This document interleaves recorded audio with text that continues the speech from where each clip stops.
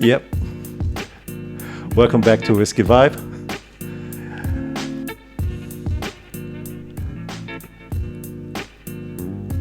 Yeah, this is the place where we dive into the whiskey and then drams, stories, my story, your story, and someone's story, and then explore this whiskey culture in here, one glass at a time.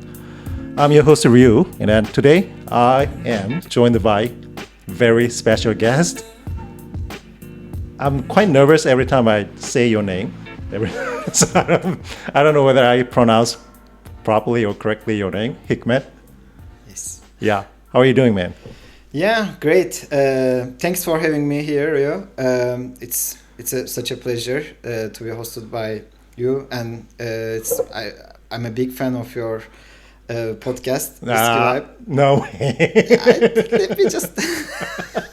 I'm a big fan, man. Still already because I know. Thank you so much. I know the other guests as well. Well, nice. Yeah, no, we really needed this. It's so good to be here, and I'm sure we will have a lot of fun today. Yeah, and let's do try it. great drams and, as you say, explore the whiskey culture one dram at a time. Yeah, thank you. Yeah, thank you. It was quite a long journey, I guess, that from your working place. You from work, right? I mean, I was working from home today. Actually, me too. Sorry? Me too. Work Yeah, from home. That's great. why my clothes is quite casual. I mean, I mean, that's the pleasure of like the kind of 2025 now. Yeah, I mean, that's right.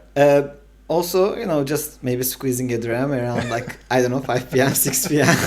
If you are continuing working, that's not an issue. Yeah, actually, me too. Actually, I start pour maybe 5 p.m.-ish. Yeah, as long as you don't do it on a Zoom call. Yeah, exactly.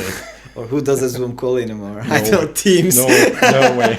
Yeah, anyway. Yeah, all right. I had back-to-back calls, and then, this is like, kind of like, this is the prize in the end. So, I was really looking forward to it, man. Yeah. Yeah, actually, we're so looking forward that this kind of things. I mean, after Friday or even after work, it's just a Wednesday or weekday, hump day, just one sip of the whiskey or one glass of the beer. So makes us so happy. Anyways, for the listeners, just for information, we met at one of the BYOB through by that one of our mutual friend, Sony, which is who was on last episode together with his wife, and then that's I think we met the first time. Yeah, so it was quite great night. It was quite fun night. I don't know because we didn't really talk that much that night. It was just I don't know. No, I think we talked a little bit. Yeah. I mean, sorry, did I interrupt too much? No. Okay, no. Well, maybe. Anyway, that was like one of the more important BYOBs for me because it was like just before mine, and I was going to do my first BYOB. Actually, me too. Yeah. Okay. I remember. Yours was just a little bit after mine, I guess, right? So it was. Yes. That's right. That's right. Yeah. So I remember like. I saw you and Dennis and like you guys were chatting and then there were a couple of more people. Actually, it was one of the more international ones. Yeah. Like there was like a Mexican friend. There were like some Indian friends. Variety of Indian friends. Yeah. And, there was quite a variety, not only that the drinks, but the people as well. True. And that's what we love about BYOBs as well. Spoiler alert. Right? Yeah. I mean, we will come to that. Yeah. Well, multi-society. I mean, the multi-race society. Yeah. Singapore is lovely in that sense. I mean, the diversity. And we are blessed to have this, like, also the whiskey scene in Singapore, right? Yeah. Speaking of that, the diversity. So we are talking about that. The diversity of that the BYOB. So I guess that because the how we connected is because of that the BYOB, and then I think we also met at the one of the Brandon's BYOB, that one at the Glamorgan, one at the east side, one of the bar. Of course. I see what you mean. Yeah, I don't remember that much of that night, but we met there. No, that's the dangers of BYOB later. We'll come to that, or whatever, taking precautions. No, yeah. I mean, that was lovely. And I think that was like, what, 8 months ago or so? So we Yeah, know I each other think so. since It's then. quite some times ago. Yeah. But I'm glad that, we have this like our little group Yeah. and then also larger group Yeah. of whiskey friends. Yeah. And I'm also proud to be part of in your group.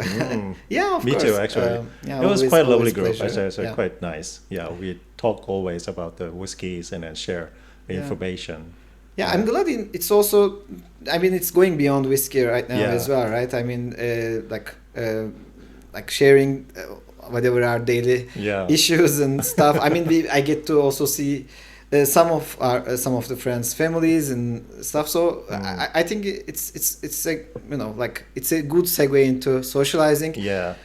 Even though I think also it's important to realize or recognize that actually this is a hobby that sometimes could be making people, I mean, it could be enjoyed alone and maybe it might not be the best thing to do that too much. I mean, I'm not talking about like just loner drinking type of thing. No, but it's actually Guilty. like already. Yeah. No, you're not guilty.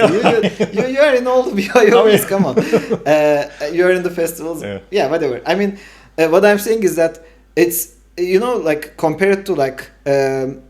Even like 20 years ago, but compared to even before, earlier, even like 80s, 90s, 2000, even 2010s, there is a secular decline of friendship, especially for males over 30. Oh. Okay, I'm now taking hostage the podcast. This is going to somewhere else. No, Well, my age already up in this. It's like, yeah, no, but Yeah. 30s and plus, let's say. Yeah. That's like, and whiskey is actually really, well, I mean, we accept everyone in the whiskey community. I'm not saying, ladies or like anyone younger Yeah. 30 is not accepted. The fact is that the majority that the people, Sure. the population, Yeah. usually that the whiskey is actually the male. At least, start around that age. Yeah. And then mostly male, of course.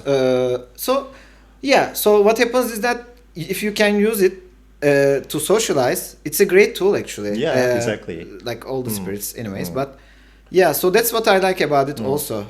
Just wanted to dish it out first. Yeah, actually, it's quite a journey. Actually, quite fascinating for me is because I just wanted to explore the whiskeys and then hot liquors and the spirits, and I only enjoy it myself. And it becomes like a gathering meeting that a new person like you, and then make a friend, and becoming a really good friend. So sharing all the information and other things, it's really good. Yeah. So becoming a lonely drinker to become like a really social drinker. I mean, in good way I think it's quite a beauty. Yeah. Totally agree. Yeah. I mean, so I didn't maybe introduce myself properly that much, but yeah. So, Who are you? I mean, you don't need to explain much about you. I mean, no, that relates to kind of like my whiskey journey as well, right? So that's why I wanted to. So yeah, I'm in my mid-30s. I'm working I'm working in Singapore for finance industry, and I've been living in Singapore for 10 plus years now. Wow. And I only get into whiskey for the last 5 years, and which coincides with COVID, right? Yeah. And of course, I mean, I used to drink a little bit of whiskey, but I didn't have a Glencairn. I think I bought my Glencairn 5 years ago. That's me too. Actually,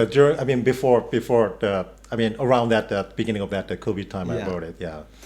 And so what I'm actually trying to come here is that like from that 5 years to until last 2.5 years maybe, I was actually like, I didn't know there is like a whiskey community whatever in Singapore. I mean, I didn't know like it's something that's so connecting the people, and exactly. Like it has this social aspect as well. I mean, I would go to bars, I would like with my girlfriend or whoever, with friends, I would like I would actually get most of my like whiskey media consumption also from like sources that only like serve one person. I mean, like I would just watch YouTube videos, I would just read, but I didn't know there is an aspect that makes it much nicer first, and then also gives you the extra benefit of getting more socialized, getting out of the house a little bit more also. So I'm really thankful that like I had this shift in the hobby, which I'm seeing actually maybe that's like a selection bias because now I get to see people that's only in the friend groups. But assuming, well, I spent like let's say 2-3 years without the whiskey friend group, and assuming like your whiskey hobby goes for like what 20 years plus, I'm still thinking like every year. Or there is still always like 10 to 20% of people that is not reached by the social aspect of whiskey. So I think that's something to evangelize for. And yeah, I mean, so that's a good word. Yeah, and that's like how the BYOBs can be helpful because I see like, you know, okay, I think we will discuss it in more detail. Yeah. The way that like I started getting people into my BYOBs is actually through like just WhatsApp groups or people just you know I know a little bit interested in whiskey, right? Yeah. So get them early, get them get those ones that are not drinking it socially, and then just convert them. I guess. That's evangelizing, man. Whiskey Welcome cult. to the whiskey wall. Oh yeah, it's a cult. Trust me. Yeah. Anyway. Yeah, actually, yeah. So I mean, for the listeners who are very new to that, the what is the BYOB? What the heck is that? So it is like a. I mean, to be honest, if you are listening, this whiskey podcast, definitely you know that. So it's like bring your own bottle things. It's like a really restaurant concept, but actually for our community, it's bring your own bottle from your collection, your shelf. So we share each other, and we gather at the one place, and it could be that someone's house and someone's place and someone's the clubhouse, or sometimes one person just gather at the one of the restaurant, a corner of that the restaurant. So we bring one bottle each. We don't know whether it's gonna be a good or whiskey or rare whiskey. It could be maybe some other spirits, right? So even though it's a big theme is the whiskey, like you brought the mezcal at the service place. Yeah, it was quite surprising. Okay. Yeah, it's out of the definition immediately. As long as it's whiskey, but you brought. I mean, yeah, it's like that's the fun thing though. I think that's the fun thing. To be honest, it's a really first time I tried at the mezcal in my life. Yeah, because I was totally into the whiskey. I mean, I tried that tequila when I was much younger. Yeah. I mean, uni time. It was just of course. It's a university drink. Yeah. So, but the mezcal I never tried, and then I still want to explore that that tequila. Really nice tequila, but I still have a memory of that tequila back to the uni. So drinking like a horse. Yeah. So. Yeah, but I still want to explore more. But yeah, it was a good experience, and it was really good example the variety and diversity of that the drinks, not only the whiskey, because we don't need to be so snobbish. I mean, I want just to drink only whiskey. No, I think we can just drink whatever and then experience more and then expand our the point of view. I think that's the beauty of that the BYOB. Yeah. So, True. Yeah. I think most important thing is of course like this after socializing and after like having that relaxed time is to get to try stuff that you don't even expect, you know. I mean, it's not like going to a bar that you know what they serve, or it's not like going to your as huge as it might be your collection, because you still know everything that's there, unless like people keep gifting you stuff or whatever, and you don't keep track of it, which is I don't know. I mean, it's a way, right? And then but in BYOBs, I think to me, I mean, okay, maybe one way, one like particular way to like the way I see it is, it's almost like free entry or whiskey festivals, right? I mean, like what we like about all these festivals events is that we get to try all these things, but in this way it's like crowdsourced basically, and then but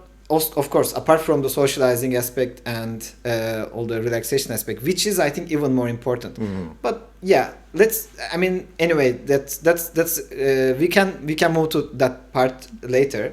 But I want to turn back again to your point about the variety. So I think I think of course, if it's a whiskey BYOB, you should bring a whiskey.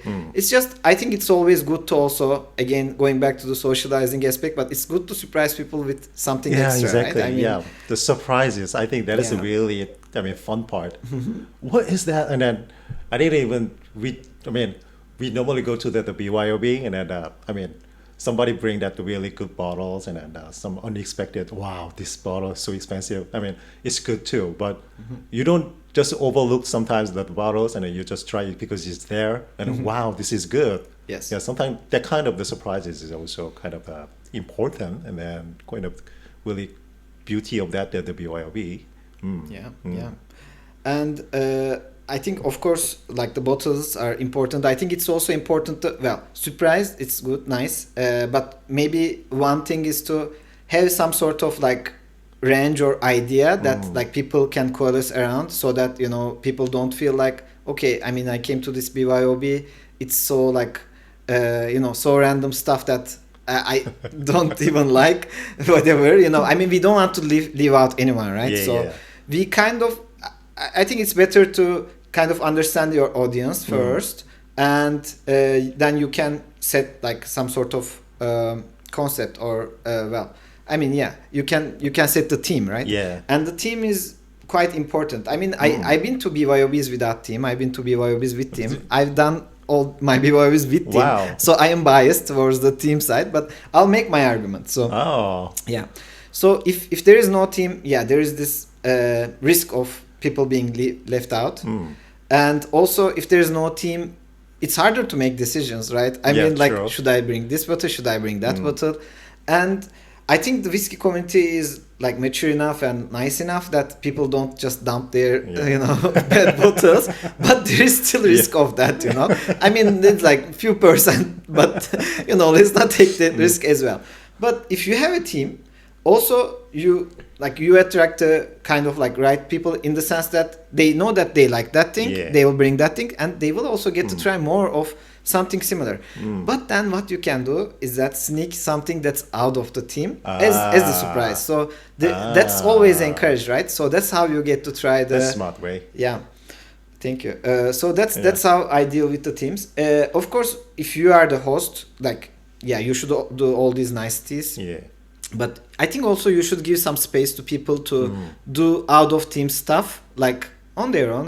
They should, like, a lot of people just check me. Okay, I know like it will be like Speyside Sherry. Can I bring Highland Sherry? Yeah, I think that's not that far, and let them also kind of the others to discover, and nuances. Whiskey is all about nuances, right? And if you can pinpoint the right nuances, it's always a good teaching moment. So. That's kind of like the thing that I try to cultivate, at least on my BYOs. But when I go to other BYOs as well, I kind of try to understand, how it will turn out, and then try to kind of, respond that accordingly. Yeah, with my bottle choices. Oh, you have a lot of thoughts on that, the BYOB. You've been doing this quite often. This is like one of the main topics today. So that's why. No, that's not the only reason, man. Yeah. I'm really into it. I think for me now, like half of whiskey experience is BYOB. Yeah, really, I should. I'm not even exaggerating. Like, of course, whiskey festivals, blah blah, but you cannot affect it that much unless you are the, like, supplier or whatever, right? But BYOBs that's why I said it's like a festival. Festival, of course, festival is now all like commoditized. No, I'm not talking about whiskey festival. The word festival is like all like commoditized. It's supposed to be something commercial, blah blah, right? But it's not coming from there. It's it's like a celebration. It's coming. True. Yeah. And I'm more casual. Because it's not. Okay, the money is not involved, probably. Yeah. Just go ahead. Yeah.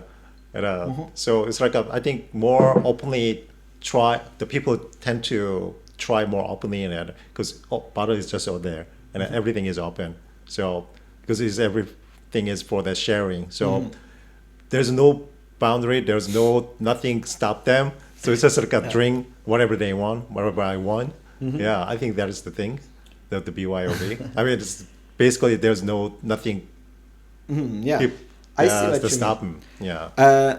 No, yeah, that's more like carnival. I guess if you say like it. I mean, you just go crazy, you know, like we don't know each other. Like No way. put your masks and go crazy. No, I mean, no, I understand your Yeah. point. Like you can, you get to explore a lot without like thinking too much because it's there. Because it's Yeah. there is a good argument for almost everything, right? Ah. And then, yeah, I think trying to cultivate environment that like it's there and people get to try. Yeah, it's really. I think that should be one of the aims, and that's how you also, you know, how people also. I mean, if I try almost everything there, I get to talk to everyone, right? Yeah. Also because, like, I mean, I will ask like, oh, who brought this bottle? It's like very nice. How did you find it? Blah blah. You know, that's very important. Yeah, so that's sharing the the experience. Exactly, exactly. And I think, of course, there again, like it's like host responsibility to kind of like cultivate that environment, right? So I think maybe if we can go over some of the bare necessities and then maybe like, because I think I started a little bit too deep. No way, it's totally cool. Like you already started complaining like how much I think about this thing. Don't think too much. No, this no. is the I'm this kidding, is I'm the kidding. way we I'm kidding. No.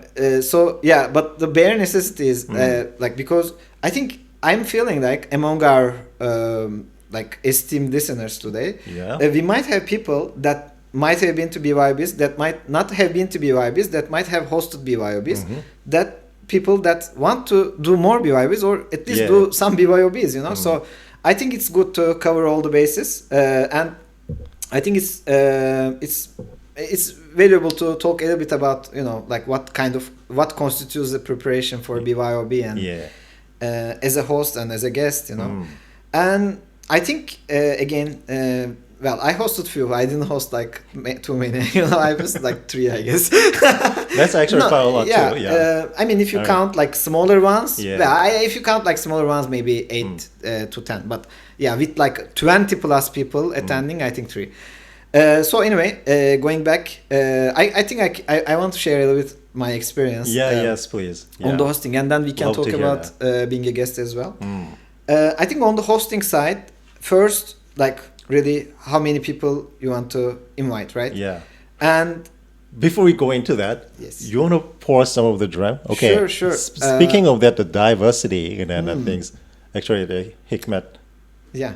Am I pronounced correctly? Of course, man. No, okay. it's, yeah, thanks for that. You are doing it very correctly. Yeah. Okay. So don't even. Yeah, you brought quite lots of things here for sharing, and then this, wow, the Glenlivet 12 old bottling miniature bottling, and then another year of that, the 12 year here. Let's see which years are these. Yeah, this is like early 80s. This is like late 70s. I think these are actually pretty close in time. That's the kind of extent that I researched into. I didn't look much into that. I should have. And then you brought one of the Irish whiskey, Blue Spot. Yeah, I know how you like Irish whiskey. Yes, So exactly. I said, you know. Same distillery, actually, the Middleton Distillery. Yes, correct. And then diversity, variety. And then this is what do you say? It's a Chinese drink. It's Baijiu. Yeah, Baijiu. Yeah, Baijiu. Baijiu. So this, maybe I give some also. So this is a Sosarama Baijiu, and Sosarama is only done by like few distilleries. I think maybe 3. And Maotai is famously Sosarama. Yeah. And then this is actually bought out. This distillery is bought out by Maotai. So it's like it used to be their competitor. Now it's part of its group. I like it more than Maotai. This is called Shiju. Shiju 1988. I think 1988. I like it so much. I have a backup bottle which I don't usually do at all.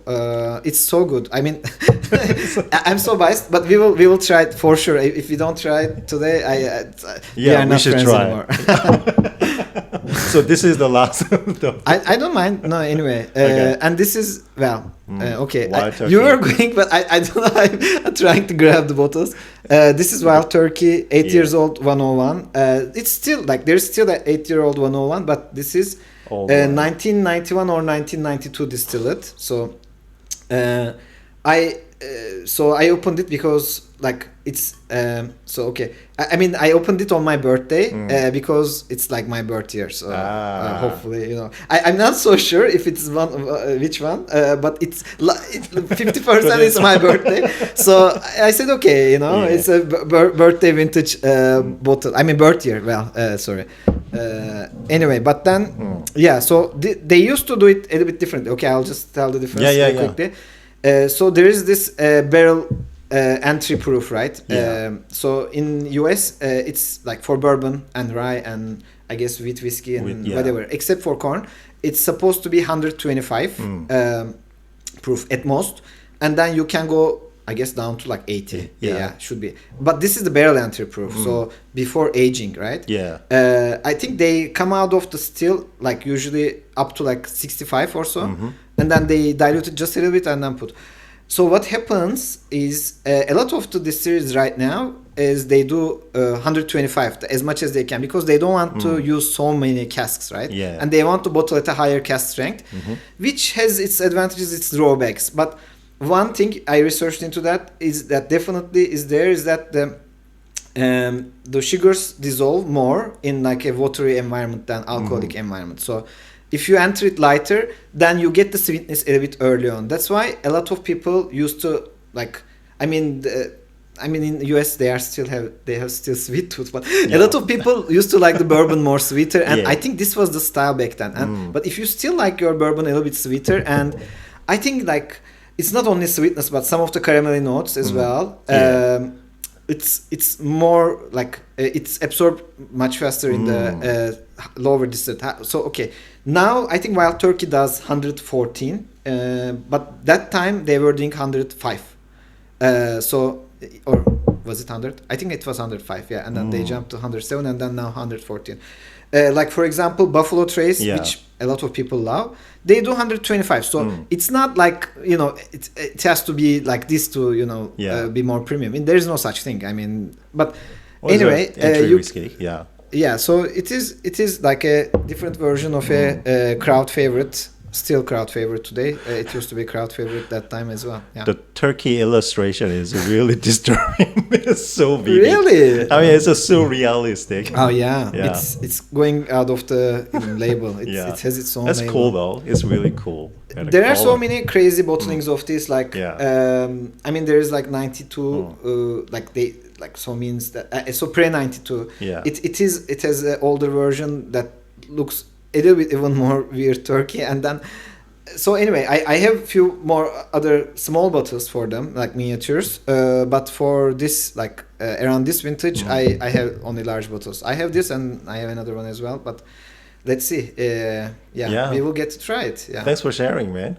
It's really sure. I mean I'm so glad.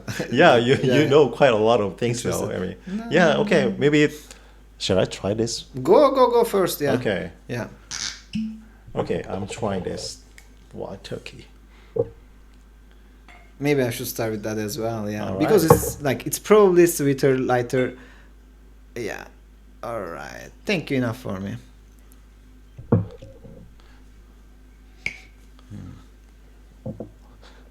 All right. Oops. We are doing podcasts, but also BYOB. Yeah. And then we are talking about the BYOB. So on point, right? Yeah. I mean, cheers, man. Cheers. Yeah, thanks for that. Oh, it's not like the other, usually these days that the bourbon like a punch of that deep, the acetone or the caramel vanilla things, but it's quite a... I see what you mean. Yeah, more... It's all rounded, a bit more, how to say that, more pleasant. Yeah, I think it's more rounded in the sense that it's more balanced actually. Yeah. Like nowadays, I love Wild Turkey still, current versions as well. I feel a little bit woodier, especially the age stated stuff. But I like that woodiness as well. It has like tea-like woodiness, which I like it.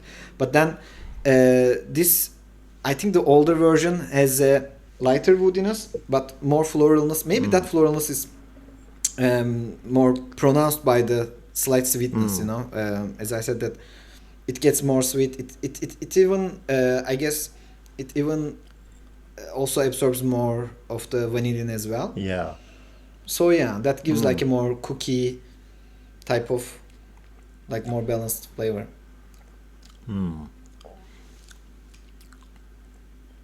Oh, it's damn good. Yeah, I'm glad you like it. I can tell some old bottle type of flavor as well. I don't know if you like it or not, but when it's not too I don't much. know exactly, but I love this, like man. Oh, okay. Yeah, let's continue drinking that. Yeah. Okay, back to that the point. So sorry to stop you. So we can keep talking about that. Your idea of that the BYOB. So we were So we were talking about the hosting. Yeah. Yeah. So of course the concept should be interesting enough, but also, well, I mean, if you target like, large number of people, it should be also, it should serve enough people to attract enough people, right? It shouldn't be like so specific and niche that you end up with like 5 people. I mean, it's fine to do a small one as well, but I am just you should set your target and team depending on each other. Yeah, no matter how many, but as long as you target that and then set up that the purpose and then those things, then I think we can go for that. So, but your case is actually all 3 your BYOB. How many people? Yeah, it was 20 plus. I mean, all of them. Wow. I think the last one was verging towards 30-ish. I'm not sure. Yeah, at least 25, but yeah. And I think the key there is, so anyway, I was saying that the team and then the number of people set. You should always account for like the people that might come like extra, I mean like plus ones and stuff, and then also people who doesn't come in the like just in the last minute. It's fine. Usually like you wouldn't have like more than 20 whatever percent, right? So you don't get more than 20% variety, so it's fine, I guess, that part. But then also you should think about the logistics. That's really important, right? I mean, so first, if you are doing it in a place like outside of your house or like just far from your house, I mean not in your, let's say, not in your backyard, not in your inside of your house, or not in the club room or whatever you call it, function room, outside. So those ones are a separate story, and the outside ones are a separate story. I mean, of course, if that's like, I didn't expect this so detailed. It's so fun, though. It's too far outside. You definitely need some sort of professional help, or someone need to, like, I mean, like, or you at least get your friends help, like, to set up, right? Yeah. Because it will be a lot of work. Even at your house and like in your club room of your condo, or I mean, I'm thinking of Singapore audience mostly, but for non-Singapore audience, condo is a fancy apartment, which has like facilities, all the facilities, and then the facilities are like barbecue and stuff, and then club room, function room. So I think that's enough definition. So if you are doing that route and having it on your which is the easier way, in your condo or whatever, I think then you just need to first consider the time, right? Like, is it going to be like a how long it will be first, and then what time are you going to start? Because now, I mean, again, Singapore context, mostly people leave their job at like 5:36 or plus. Yes, that's right. Not for me. Or plus. Yes. We are or plus community here. But anyway, but let's assume 6, and then they will reach your house by like 6:30 or something, right? And then, so that means that, like, probably if you are doing in your condo or even at your house, like Singapore being very considerate society, like you don't want to do it until like 12, no right? Way. Yeah, people will complain about the noise, even if it's the next day's weekend. And the people here, they don't drink over 12. I mean, not many people. I don't know. Okay. I mean, I don't know. We are in the same circles. I mean, we except us. What I mean is just normal people. I mean, of course, whiskey community probably drinks after 12. Mostly, but I mean, it's up to you, of course. Yeah. You might not, you might not. Anyway, but so anyway, I was saying that it's, so let's say the cutoff is like 11, 12, right? So you have like 4 hours or so. Yeah. So okay, that's one of the limitations. And then, of course, I mean, you don't want people to get drained, you know, like, I mean, it's usually the best days are like probably Friday and Saturday, because That's the right. next day there is no work. There's not much family obligations as well, probably. So let's say those are those days. If you do Friday, people might actually really get tired in the end. Saturday, again, Saturday they might have other obligations as well. So in the end, that timing is important. Like, try to read the room. Try to also get the opinions first. Like, you know, how long they will stay and stuff like this. You can start with your like closer friends and stuff. But it's good to have like a, you know, at least bare bone group that, you know, stays for the whole time, or you know, at least. And I will come another advantage of that as well. I'll come to that, but first, I'll cover this. So 6 to 12, let's say, or 6 to 11, but you need to be there before that, of course. You cannot just show up at 6 as a host, right? So you need to prepare the glasses. That's the most important and sometimes forgotten aspect, especially if you are doing it in a commercial place. They might not have Glencairns. Exactly. Last time, actually, one of the events, people really, you know, people were drank and stuff, you know. I mean, which never happens in, you know, the like home BYOBs. I didn't see it, but in commercial ones, if they serve you in a rock glass, no way. It's very hard to control how much you drink, right? I mean, especially people still go out and try as much as they can, and they got pestered, man. I mean, anyway, so going back, it happens. So I think the glass is important first. And of course, as a host, well, you can say that bring your own glass, which is I think always acceptable. Because if you are in the hobby, you probably have a good glass that you prefer the glass. But also it's might hard to carry if you are going to work and whatever, you know, coming from there. So I think it's good to have some glass in handy, like maybe around like half the number of people, you know, if you even let people know that they always should bring need glass. to your spares for those people. And then I'm in favor of kind of like mixers. I don't usually drink my whiskey with mixers. I drink neat, of course, as most of us do, but I think mixers, and that's like a whole topic by itself, but sometimes you might just want to mix a little bit, and then especially with food, so which I segue into the food topic of the BYOB, which is also sometimes forgotten, you know. I think food, again, like you should, again, depending on the time that people are arriving, you might even consider like preparing food once and then maybe topping up a little bit. I don't know which way you would do it, but to have like some more fresh food when people arrives. And I think the best way, and I think it's also encouraged to guests to bring some food as well. I think that's that also bring your own food. BYOF and B. True. I mean, you know, the good being a good guest requires some food. I'm for sure. I think you need to have a little bit at least to keep people, you know, because you might get snacky and stuff as well. I think food is also kind of important key point of that. Those that drink and food, it goes always together. And pairing, that's why we say that the pairing. Especially, I mean, mostly we say when we drink that maybe the wine and stuff, but still whiskey also. We also needed something. I agree with the caveat that I think a lot of them, and maybe like, I mean, a lot of the people would also think that they might go better with like cocktails or like even with some mixer or some long drink, right? And that's why I think it's good to have some mixers in hand. I mean, it doesn't have to be like a, you know, make your own cocktail, like a cocktail bar stuff. No, I don't. I mean, it can happen if you have the time and like if you have the patience, like because you need to attend everywhere, you know, at the same time as the host. But you might just want to put some like soda, ginger ale, whatever, you know, like green tea is a very good choice.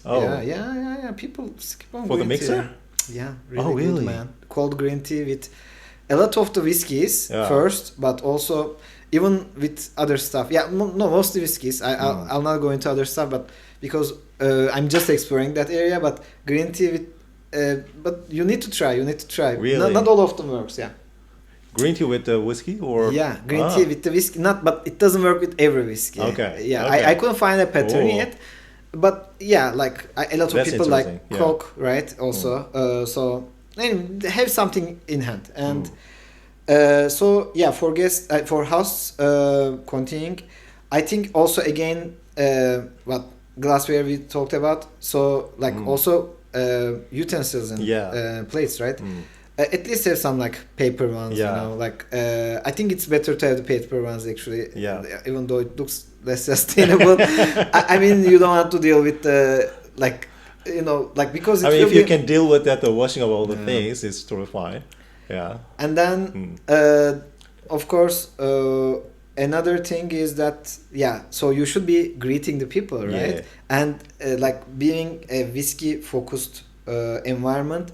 First of all, like you might know some of them from whiskey, you might know some of them from your whatever rest of your personal life, but also some of them you might not even know. Like you just invited in a group, or you know, like the person like could be that the plus one post.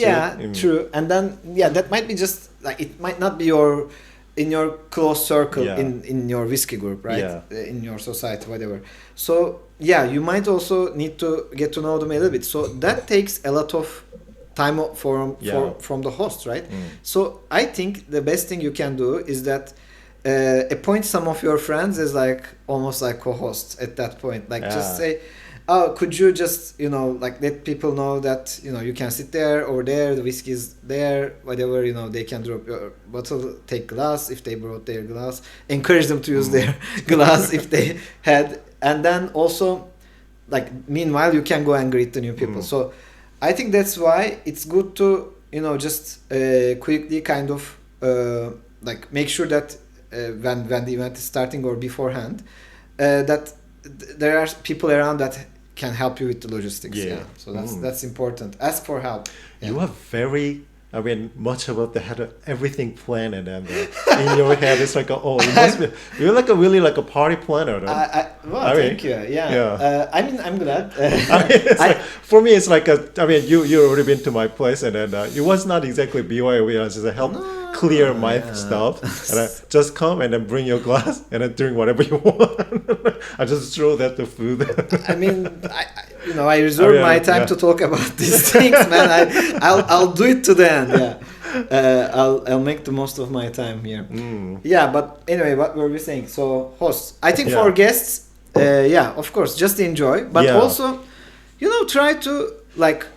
Try to make the connections like any networking event, right? Like, exactly. Just say hi. Just say hi. Just talk about their like whatever whiskey interests. Just because I see sometimes people just like two of them hang out in one side, and then you know they don't. I mean, it's totally cool. They are having their fun, but actually also kind of it's like the first proposal is enjoying that the whiskey and then explore more things besides that. Whiskey plus maybe if there's some surprise, mezcal, you can enjoy. But also it's like also gathering people together, and then it's get to know each other. I think that's how we become a friend, and we know each other, and then so even we didn't say hi or that guy I don't know, I just talked to him. We didn't even do these things still. So I think it's being open-minded and then just be social is pretty cool. I mean, they're also important. Totally agree with that. And going back to maybe then away from the socializing aspect or the logistics, going back to like the teams and like how do you enjoy like your BYOB, right? I think maybe it's good to, of course, maybe a lot of people talked about it and we always talk about it, but like the order of like tasting, right? That's kind of important. I think if you set up the table, like, or if you just kind of map in your mind that's like that I want to try this, that's important. I wouldn't start with, you know, the first thing that I see, like or and it's also good to sometimes, I think it gives you a chance to do this, which is normally not possible unless you're in a podcast like this, but it gives you the chance to just drink with your friend at the same time the same thing and then talk about it, right? Yeah. Because I can just come up to you and say, oh, what are you having? And you say that wild turkey. I'll just have the wild turkey at that point. So these are the two approaches I see. I don't think there is any other approach, like probably superior anyway. I mean, one is like more social and comparison type of thing. The other is more like of course, those that the base. I think it need to be definitely based on that what we are drinking and then sharing that the experience. I think basically we all that whiskey people in here, and they want to talk something to people. I mean, everybody want to share, but actually maybe first time it's shy. And they are alone, and they are quite maybe like being alone. But actually, because we keep cross each other every time, what kind of that any sort of that the whiskey event, and even the last time that the dining club was that, the TDS. Yes. Yeah, I saw another guy bump into the whiskey the bar, and hi, how are you doing? And I become like a really good friend. I mean. Well, I understand. That's for sure. And I think. We